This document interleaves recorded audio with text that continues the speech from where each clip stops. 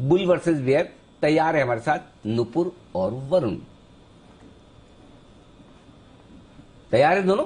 Ready sir. हाँ तो बोलो, हाँ तो चलिए। सर बुल हाँ बोलेगा। तो चलिए नुपुर से करते हैं शुरुआत। नुपुर बुल लग रही है मुझे इस मामले में, राइट? बिल्कुल सर। हाँ। इतना पेटीएम किया है ना कि मुझे बुल ही बनना पड़ा आज तो। मैं जीपे करता हूँ, इसके लिए मैंने पेटीएम पे पैर बन गया। ये बिल्कुल। चलिए तो शुरुआत करते हैं नुपुर। हाँ बिल्कुल। तो कंपनी के कल नतीजे आए थे, वहाँ पे हमने देखा कि काफी बढ़िया नतीजे आते दिखे इस बार Q2 के। चाहे वो सब्सक्रिप्शन का डेटा हो या लोन डिसबर्समेंट का हो, काफी स्ट्रॉन्ग ग्रोथ आती दिखी थी। मंथली ट्रांजैक्टिंग यूजर्स भी देखे थे, वो 39% से इस बार बढ़कर आए थे।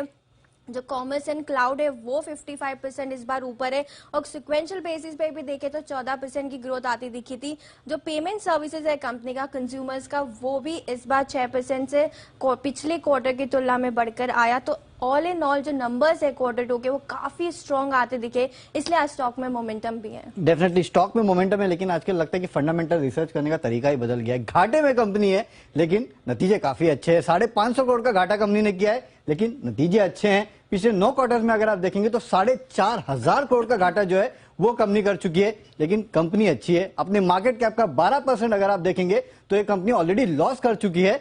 कब पूरा मार्केट कैप उड़ जाएगा भरोसा नहीं, लेकिन हाँ कंपनी अच्छी है। तो आपके घाटे को भी मैं इंप्रूवमेंट में बदल देती हूँ। अगर सेकंड क्वार्टर की बात करें, जो कंपनी का एबिटा था वो पिछले साल से 260 करोड़ से इंप्रूव होके आया, तो लॉस कम हुए। पिछले क्वार्टर से देखे तो 108 करोड़ से लॉस कम हुआ है। तो आपका ये पॉइंट यहाँ पे थोड़ा सा मिसमैच कर दिया मैंने, लेकिन कंपनी का जब कॉन कॉल हुआ था तो हमने देखा था कि वहां से काफी पॉजिटिव कमेंट्री आती दिखी थी, और उन्होंने ये कहा है कि सितंबर 23 अगले साल का जब सेकंड क्वार्टर आएगा तो एबिटा लेवल पर ब्रेक इवन होता आपको ये नजर आएगा। डेफिनेटली एबिटा लेवल पर ब्रेक इवन होगा, ये कंपनी ने जरूर कहा है। और कंपनी जब आईपीओ लाई थी तभी भी बड़े बड़े वादे किए थे, लेकिन याद रखिएगा जिस तरह से लगातार कंपटीशन बढ़ते जा रहा है वो इस कंपनी के लिए एक बहुत बड़ा सरदर्द है। रेगुलेटरी एनवायरनमेंट जो है इस पूरे सेक्टर के लिए काफी चैलेंजिंग है। आपने देखा कि पेटीएम बैंक जो है उसके लिए किस तरह से अड़चने आई है। तो कहीं ना कहीं ये जो पूरा सिनेरियो है ना, ये स्टॉक के लिए एक बहुत बड़ा पेन पॉइंट है जो कि स्टॉक को आगे बढ़ने नहीं देता है। स्टॉक की बात करिए तो वैल्यूएशन पे नजर आ रहे थे, काफी अट्रैक्टिव है जिस हिसाब से स्टॉक में फॉल दिखा था। जो हाई लेवल है वहां से 65% का फॉल आते दिखा, इसलिए वैल्यूएशंस काफी फेवरेबल है स्टॉक के लिए। और दूसरे जो कॉम्पिटिटर्स है जहां जो आपने जैसे कि बताया उससे भी 30% डिस्काउंट पर ये फिलहाल स्टॉक है। तो ये भी एक प्लस पॉइंट है कि अभी आपको वैल्यूएशन अट्रैक्टिव दिख रहे हैं, स्टॉक गिरा हुआ है 65% और 30% दूसरे प्लेयर से डिस्काउंट पे, तो एक फेवरेबल पॉजिटिव पॉइंट तो आता ही है यहाँ पे। इसलिए शायद ब्रोकरेज हाउस भी काफी पॉजिटिव है स्टॉक को लेके। जेपी मॉर्गन देखे तो उनका ओवरवेट का कॉल है, उन्होंने इनफैक्ट टारगेट को बढ़ाया है 1100 से, पहले 1000 था वो अब 1100 कर दिया। सिटी का भी देखे तो उन्होंने भी अपना टारगेट बढ़ाया है, अभी फिलहाल उनका टारगेट 1055 का है। तो जरूर डेफिनेटली इन लोगों ने पेटीएम किया है। देखिए लेकिन कितने अट्रैक्टिव है ना वैल्यूएशन, ये 15 तारीख को आपको पता चल जाएगा जब एंकर लॉक-इन जो है वो खत्म होने वाला है। उसके बाद आप देख लेना किस तरह से निवेशक इस काउंटर को बेचने के लिए आते हैं। ये स्टॉक यहाँ से और आपको 15% नीचे ही मिलने वाला है, इतना तो पक्का है। और इसके लिए आप देखिएगा ज्यादातर ब्रोकरेज हाउसेस जो है इसमें सेल के टारगेट दे रहे हैं। सीएलए से 650 का लक्ष्य सेल के टारगेट है। वहीं मैक्वेरी को अगर आप देखेंगे तो ये भी अंडर परफॉर्मर का कॉल दे रहे हैं, और इनके टारगेट तो जग जाहिर है 450 का टारगेट। सबसे कम टारगेट अगर किसी का है तो मैक्वेरी का ही है। ओके।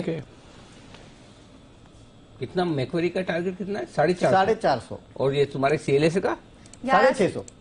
सीएलएस नहीं 650 थोड़ी ज्यादा है। नहीं 1150 मैंने देखा, अरे सुबह मैंने देखा किसी एक का टारगेट। सिटी का है अनिल जी? जेपी मॉर्गन का है सर 1100 का। हाँ किसी का तो है ना 1100। हाँ है ना। हाँ तो वो वाला बताओ, तुम तो भूलो ना। जेपी मॉर्गन ने तो इतना पेटीएम किया, 1100 का टारगेट दिया है उन्होंने। हाँ 1100 का एक है, और सिटी का भी 1055 का है। हाँ नहीं तुम्हारा तो हाईएस्ट 1100 है। हाँ। इसका लोएस्ट कौन सा है? 450 अनिल जी। तो ये 52 वीक रेंज हो गई ना स्टॉक की। अभी कहाँ चल रहा है? 650 के आसपास। हाँ अभी उसके आसपास ही चल रहा है। जी बंसल जी, योर ऑनर, बताएं sir what is the judgement?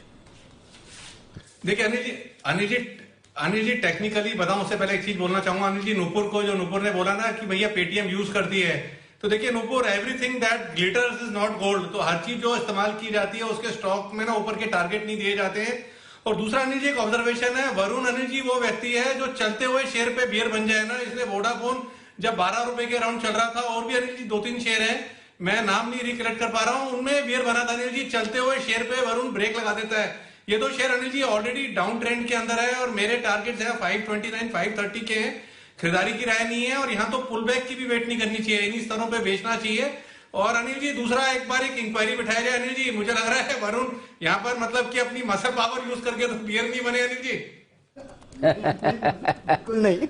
नहीं वरुण इतने पावरफुल है, हमें पता नहीं था। हाँ हाँ, ये चलते हुए स्टॉक्स को रोक देते हैं। हाँ, नारी वरुण, शक्ति, ये ऐसे खुद बुल बनना चाहती थी। कितने अच्छा ओके।